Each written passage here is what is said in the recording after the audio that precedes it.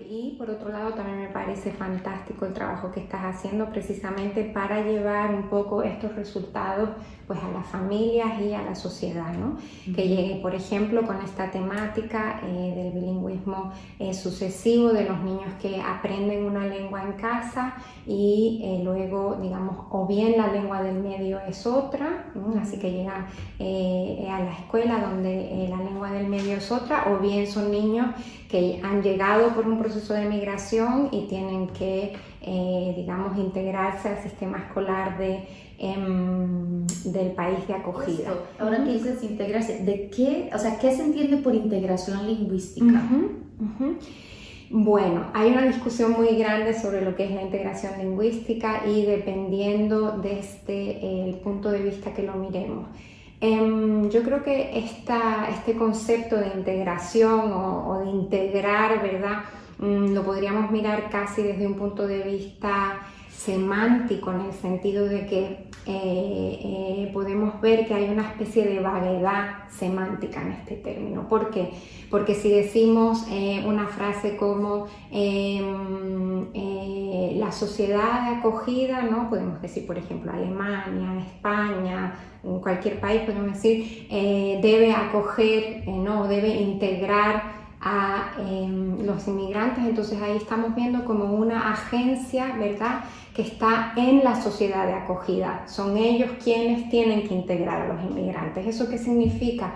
Significa que se le quita la agencia a los inmigrantes, ¿no? El inmigrante no es el sujeto agente que es capaz, ¿no? Sino que tiene que ser la sociedad, con lo cual, digamos, ahí se arbitran luego una serie de políticas, por ejemplo, lingüísticas en las escuelas, pero también en otros ámbitos sociales, en los que los niños que vienen con otra L1, ¿verdad?, o con varias L1 distintas de la familia, tienen que inmediatamente integrarse a un sistema escolar monolingüe, ¿no?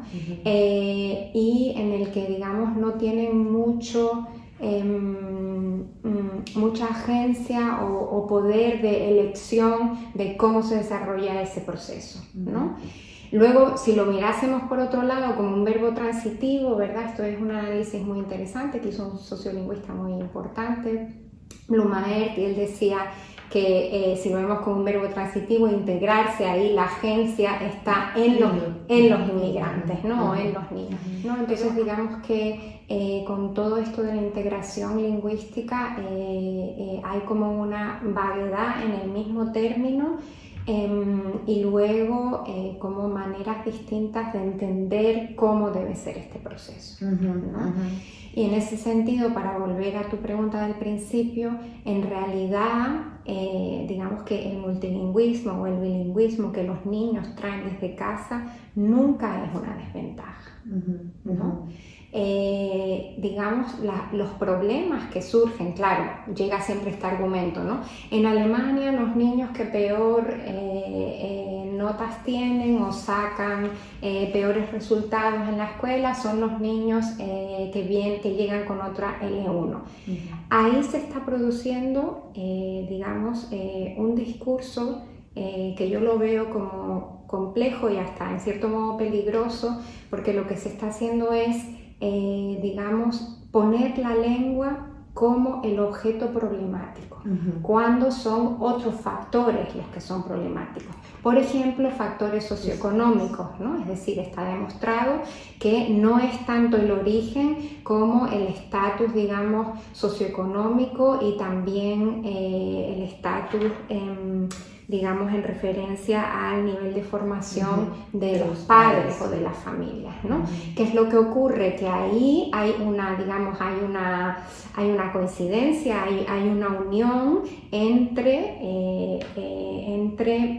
estos factores que van unidos a la migración con, digamos, menos acceso a cierto tipo de recursos sociales, ¿no? Y este proceso, pues en sociolingüística se le ha llamado lingualización de problemas sociales y económicos, ¿no? ¿Por qué? Porque lo que se hace es poner la lengua en el centro de la problemática, cuando las problemáticas, como digo, son de otra índole, son sociales, son económicas y son hasta políticas, porque al fin y al cabo los niños que llegan a las escuelas y sienten esta enorme presión que luego llega a las familias, ¿no?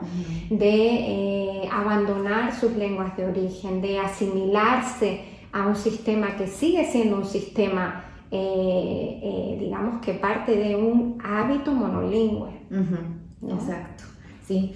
Y ahí, o sea, dijiste tantas cosas que me encantaría comentar, Sí. Pero de hecho, de ahí es donde ha nacido este mito sempiterno que ha costado tanto derribar, de que el multilingüismo causa retraso, que estos niños tienen problemas académicos, que en comparación con los monolingües son niños que se quedan atrás, y la discrepancia que ha habido entre los estudios antiguos donde se decía esto de los niños y de pronto nuevos autores que han visto, ok, no, los niños bilingües han estado saliendo con mejor promedio, etcétera. Ahí se ve que es porque no han sido grupos homogéneos los que se han tomado para hacer este tipo de estudios, sino que cogen a niños tal vez recién llegados al país que no dominan todavía la lengua del país y se les pone a hacer tipo test, ¿verdad? Claro. Con niños monolingües que han crecido en este país. Claro. Entonces imagínate ahí la desventaja tan terrible que pueden tener estos niños y esto que dices del lingüicismo, o ¿cómo es? El que echarle la culpa a la lengua por problemas que no tienen absolutamente nada que ver, ¿verdad? Con la lengua, es como la raíz de un montón de problemas que o sea, cargas también emocionales que la familia lleva por escuchar cosas que vienen de la escuela. Pero volviendo a este punto, esto es algo también que me gustaría mucho hablar contigo, que hubo en el 2016 un partido político que salió desde arriba, de la política, que a los padres de familia se les debía aconsejar que el que mejor hablara alemán en casa debía hablar alemán con los niños, a pesar de que no eran familias con una L1 en alemán o aún familias hasta recién llegadas a Alemania. Entonces, desde la perspectiva de la adquisición, ¿verdad? Del lenguaje y de la adquisición de la segunda lengua, ¿cómo ves tú este tipo de consejos? Porque Laura, hasta la fecha se siguen no solamente por maestras de kinder, así yo he escuchado pediatras que les dicen no, no va a tener éxito académico. Sí. ¿Cómo podemos abordar ese tema, por ejemplo, con los profesionales? ¿Qué dices tú como...? A ver, yo creo que hay varias cosas en lo que has dicho. Por un lado, sí me gustaría resaltar que por supuesto que es importante que las familias o los niños a la hora de la escolarización, cuando vienen con otras lenguas de casa, reciban un apoyo especial. De hecho, sí creo que en el sistema escolar, sobre todo a partir del 2015, creo que cada vez ha habido más programas de apoyo para esto, ¿no? Digamos, para que los niños que no tienen un dominio del alemán o de la lengua del país de acogida no tengan realmente problemas luego a la hora de avanzar. Incluso, digamos, en estos casos, el problema es, digamos, pongamos un niño monolingüe que tiene problemas en la clase de alemán. Por cualquier razón, porque tiene problemas con la comprensión lectora, porque tiene problemas, digamos, en el plano de la escrituralidad, porque tiene problemas con la pesadilla de la ortografía, ¿verdad? Como decía García Márquez. Así que, es decir, si vemos un niño monolingüe que tiene este tipo de problemas, se busca un tipo de razones. Ahora, en el momento en el que sea un niño que viene con otra L1 de casa, entonces ya el problema se da por hecho que el problema es la L1 que el niño trae de casa, ¿no? Entonces digamos que lo que ahí ocurre realmente es esta lupa monolingüe, digamos es este hábito monolingüe por el cual los niños bilingües siempre son juzgados incluso lo sabemos en sociolingüística, que durante muchísimo tiempo en la investigación, e incluso hasta hoy, digamos, partimos de que lo normal, ¿verdad? La normalidad es el monolingüismo, ¿no? Digamos, en un país como Alemania, que además tiene una tradición realmente muy fuerte, ¿no? Como también la tiene Francia, por ejemplo, digamos, de estas ideologías monoglósicas, ¿no? Entonces vemos que es muy difícil romper eso y esa presión llega a las familias y las familias no saben por qué, ¿no? Y entonces sí, repito que el problema nunca es la lengua que los niños traigan de la escuela, sin que eso, por otro lado, signifique no ver que existen problemas, ¿no? Exacto. Pero, digamos, eso también podríamos decir que es un aspecto de lingüicismo que sería, digamos, como discriminación lingüística, ¿no? Entonces ponemos en primer lugar la lengua como problemática para la no integración de las familias que no son monolingües. ¿No? ¿Qué se entiende por discriminación lingüística exactamente?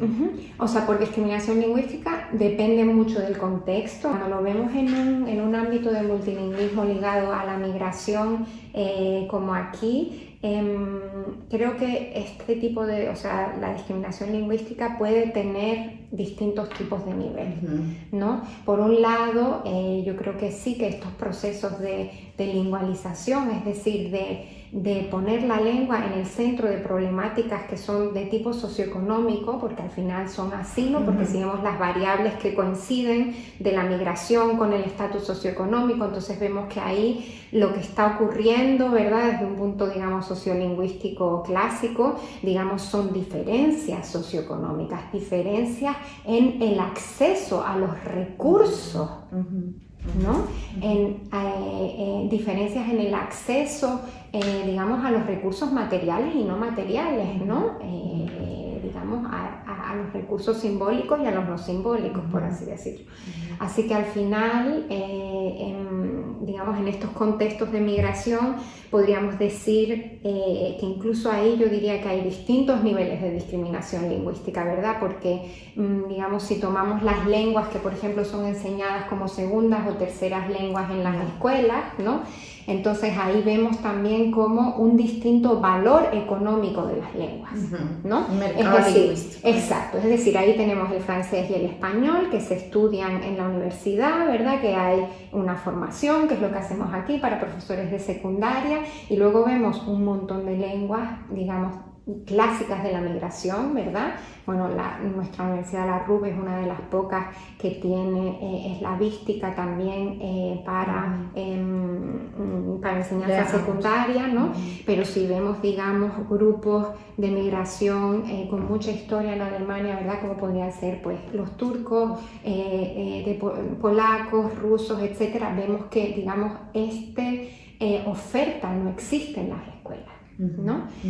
Entonces digamos que además ahí hay como distintas valoraciones de las lenguas y sobre su valor social y económico dentro de la sociedad. Exactamente. ¿No? Sí. Entonces, claro, este tipo de, digamos, de discurso que a veces es como muy obvio y hasta ofensivo, ¿no? Y otras veces no, como que sucede en un plano digamos así, reticular, ¿no? Que se va extendiendo en la sociedad, llega casi a una criminalización del multilingüismo dentro de las familias, ¿no? Increíble, es verdad, porque por ejemplo, en Alemania nosotros tendríamos la ventaja de que el español es una lengua con prestigio, pero yo me voy como latina a Estados Unidos. Ahí me cambia la historia. De ahí me cambia también, o cambiaría también la historia de mis hijos. Y esto es algo que carga a las familias, claro. Que también que los mismos padres llegan a un punto de intentar en público mejor no usar la L1 para evitar esas miradas, para evitar comentarios. Porque digamos al final los procesos de discriminación social en general están unidos a muchos factores. Uno de ellos, por supuesto, pues pueden ser rasgos fenotípicos, ¿no? Puede ser vestuario, puede ser, en fin, ¿no? Digamos, yo creo que el peligro con lo que hay que tener mucho cuidado realmente es cuando ponemos, digamos, en el centro, ¿verdad? Que el problema es el multilingüismo, ¿no? El problema es lo que los niños traen de casa, ¿no? Y digamos, eso en muchos ámbitos, como tú dices también. Yo me acuerdo una vez en el pediatra, que el pediatra me dijo, cuántas lenguas aprendían mis hijos, no sé a cuál se refería en casa, entonces les dije, bueno, en total 3, si contamos el alemán, y entonces me acuerdo que el pediatra me dice, pobrecito. Y bueno, claro, el pediatra no sabía con qué se estaba metiendo. Exacto. No, entonces, bueno, luego fue muy interesante porque desde ese día, ¿no? Entonces, creo que sí es necesario, en general son necesarios procesos de sensibilización hacia el multilingüismo, no solo en las escuelas, sino también en otros sectores de la sociedad, ¿no? Porque claro, luego por otro lado, pues tenemos la otra cara de la moneda, que digamos es como esta celebración del multilingüismo, ¿no? Porque por otro lado tenemos, ¿verdad?, desde la Unión Europea, toda esta celebración del multilingüismo, pero ojo, depende mucho de qué multilingüismo sea, ¿no? Estamos hablando de multilingüismo alemán, inglés, francés, entonces sí, muy bien que se enseña en las escuelas, ¿no? Digamos, son lenguas con un estatus, con un prestigio y, digamos, con un poder económico, ¿no? Ahora vemos lenguas de la migración, como podría ser ahora, con todo este movimiento tan fuerte, ¿verdad? A partir del 2015, de refugiados de Siria, pero también de Afganistán, donde hay muchísimas lenguas minoritarias, por ejemplo, de Afganistán. Quiero decir, esas lenguas no forman parte de la sociedad, es más, ni deben formar parte según los discursos, ¿no? Porque son lenguas que, digamos, no tienen valor en ese sentido, ¿no? O son vistas como lenguas sin valor social, sin valor económico, sin valor de ningún tipo. Eso es discriminación lingüística. Exacto. Y esto que estás diciendo me lleva exactamente al punto de las actitudes lingüísticas. En la sociedad y específicamente actitudes lingüísticas en los contextos educativos, porque se respiran. Decía un autor, hablando del silent period, por ejemplo, cuando los niños llegan a aprender la L2 y están en esto, dice, no existe silent period, lo que existe es malas actitudes lingüísticas por parte de las personas responsables de transmitir esa lengua. Entonces, ¿nos puedes decir ya así para ir cerrando un poquito? Porque yo creo que las actitudes lingüísticas son un punto importantísimo dentro de este tema, ¿verdad? Claro.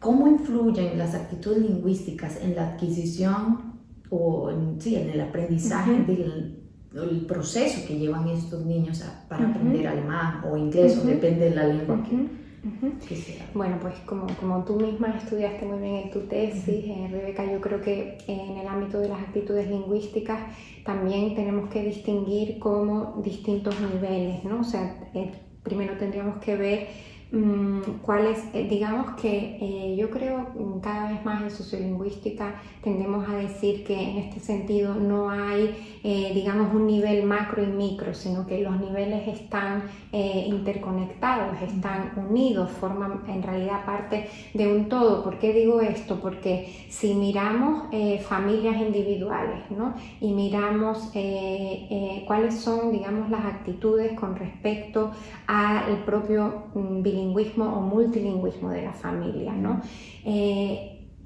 Por otro lado, vemos qué influencia estas actitudes, que influencia la decisión de los padres, ¿no? Entonces ahí vemos el otro nivel del que hemos estado hablando, ¿no? Como el que podría ser la presión social, ¿no? Y digamos que, por supuesto, no es lo mismo.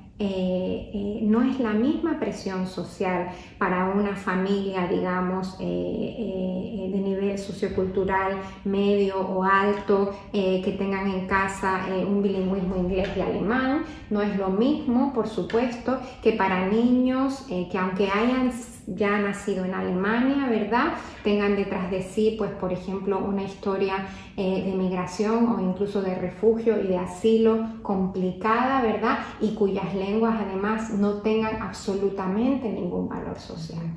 No, entonces creo que en el tema de las actitudes lingüísticas tenemos que mirarlo de manera muy situada, ¿no? Dependiendo del contexto. ¿Qué ocurre? Que cuando estos niños coinciden en un ámbito como puede ser el escolar, al final los niños que de hecho tienen más dificultades van a ser aquellos que tengan menos recursos a acceder al sistema educativo, que repito, no tiene que ver con la lengua que traen de casa, ¿no? Entonces, digamos, las actitudes lingüísticas a un nivel más amplio, como podrían ser las que se arbitran desde las políticas lingüísticas escolares, ¿no? Luego tienen una influencia en las actitudes lingüísticas de la familia. Exactamente. Sí. Entonces, digamos que yo creo que ahí hay una interrelación entre un nivel que se ha llamado más micro y otro más amplio, pero yo creo que al fin y al cabo son el mismo, porque no podemos separar del todo estos procesos, ¿no? Así que claro, si vemos que una familia tiene actitudes positivas hacia el propio bilingüismo familiar, que además quieren apoyar, ¿no?, e implementar, incluso yo creo que estas personas, porque lo conocemos, ¿no?, somos también hablantes de otra L1 en Alemania, incluso las personas que lo tenemos muy claro, hay momentos en los que te enfrentas a este tipo de prejuicios, ¿no? Porque claro, de las actitudes se puede llegar a un prejuicio, ¿no? Correcto. Con lo cual sí que se siente una presión social. Sí que creo que los niños llegan a sentir este tipo de presión. Exacto. Y eso yo les digo a las familias, ¿qué podemos hacer si por el momento nosotros no tenemos el control de lo que está pasando en la escuela? Tenemos el control de lo que está pasando en casa. Claro. Entonces, desde pequeños, el inculcar, el empoderarlos, el normalizar, claro, que el bilingüismo es normal, que el multilingüismo es normal, que el multiculturalismo es normal, y que más bien es un asunto de celebrar en casa, sin censurarse. Eso les digo yo siempre a las familias, sin censurar el alemán, claro, porque si no caemos en lo mismo, ¿verdad? O sea, aquí nosotros tenemos que, como modelos de familia, también ser muy conscientes, ok, lo que yo esté transmitiendo también respecto al alemán, eso lo va a notar mi hijo, ¿verdad? O mi hija. Entonces es importante tener una actitud también positiva y receptiva hacia esa lengua, hacia ese país de acogida, por un lado, para que también podamos así empoderarlos con nuestra lengua, y que en general lo que se forme sea un ambiente lingüístico positivo dentro y fuera de casa, ¿verdad? Claro. Y el asunto es, bueno, claro, habría que en este caso tratar más específico con maestros y profesores, ¿verdad? Y ahí es donde entra, por ejemplo, la academia, y tiene una gran responsabilidad la universidad respecto a lo que, a la formación que se le está dando a esas personas que se van a enfrentar a este tipo, ¿verdad?, de situaciones, y a veces no son ni, o sea, a veces no tienen nada que ver con clases de francés o español, de lengua, por supuesto que no. Esto se da en todas las materias. Claro. Digamos, este es un problema en el que yo creo que las universidades les falta mucho que trabajar, y y digamos mucho que transferir el conocimiento que se genera en las universidades a la sociedad. Creo que eso es un pie del que la universidad cojea y que deberíamos ser autocríticos en ese sentido. Hay muy pocas universidades en Alemania. La universidad en la que yo estaba anteriormente, en la Universidad de Flensburg, que es una de las pocas, pero porque había una colega que ella implementó en todos los estudios, digamos, en todas las carreras que luego son para ser profesores y profesoras de secundaria, había obligadamente un curso sobre estas temáticas, ¿no? Sobre alemán como lengua extranjera, sobre sensibilización para todo el profesorado, no solo para los profesorados de lengua, sobre estas temáticas, porque digamos, esta problemática, que además se trata siempre como una problemática, ¿no? No se trata como una ventaja, no se trata como algo que puede enriquecer la clase, ¿no? Sino es como que migración siempre lo ligamos a problemas, ¿no? Es decir, y sí creo que la universidad no aporta suficientemente mirada crítica, aunque en muchos estudios sí se haga, pero digamos esto no llega, no cala a ese discurso que existe sobre la migración, ¿no? Así que ahí sí creo que, como digo, que es un pie del que la universidad cojea, y sí creo que se necesitarían para todas las carreras, ya sea matemáticas, física, biología, digamos aquí tenemos estudiantes que estudian biología y español, etcétera, etcétera, da igual en qué materia, nos vamos a encontrar con esas clases multilingües y cada vez nos vamos a encontrar más con esas clases multilingües. Entonces, digamos, cómo integrar, ¿verdad? Cómo hacer posible que esas lenguas formen parte del día a día de la clase yo creo que bajo dos aspectos, ¿no? Sin demonizar las lenguas que los niños traen de casa y al mismo tiempo dándole la importancia central que tiene la lengua del país.